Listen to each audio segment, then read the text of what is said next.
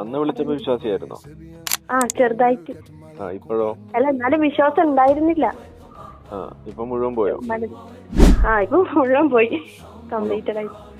പിന്നെ ഞാന് എന്താണ്, എല്ലാരും വീഡിയോസ് കാണലുണ്ട്, ലിയാഖത്ത് അലിയുടെയും ജബ്ബാർ ബാഷിന്റെയും. അങ്ങനെ എല്ലാം കണ്ടിട്ട് ഇങ്ങനെ ഭയങ്കര ഡൗട്ട് അടിച്ച്. അപ്പൊ വീണ്ടും വീണ്ടും നിങ്ങളെ കോളിങ് ഞാൻ കാണാൻ തുടങ്ങി. അപ്പൊ അതിലിങ്ങനെ ഓരോ കാര്യങ്ങൾ പറയുന്നുണ്ട്, യുദ്ധത്തിനെ കുറിച്ചും അതെ അങ്ങനത്തെ പല കാര്യങ്ങളും, ഇസ്ലാമിലുള്ള നബിന്റെ കാര്യങ്ങളൊക്കെ, കല്യാണം, നബിന്റെ വിവാഹം, അങ്ങനത്തെ ഓരോ കാര്യങ്ങള്. നബി ആയിഷാനെ കല്യാണം കഴിച്ചു എന്ന് പറഞ്ഞില്ലേ?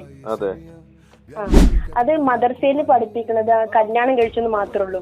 കുട്ടിയായിട്ട് ജീവിക്കാൻ, അതായത് കുട്ടിയുടെ, ആയിഷ ഒരു ചെറിയ കുട്ടിയല്ലേ, അപ്പൊ കുട്ടികളോട് കാണിക്കില്ല നമ്മളൊരു സ്നേഹം, അതേപോലെ ആയിരുന്നു കാണിച്ചിരുന്നത്. അല്ല, ഒരു ഭാര്യയായിട്ട് പരിഗണിച്ചിരുന്നില്ല, ആയിഷന്റെ ഒപ്പം കളിക്കുമായിരുന്നു, അങ്ങനൊക്കെ. പാവക്കുട്ടി വാങ്ങിച്ചോണ്ട് പോയി. അതന്നെ അതാ പറയണം.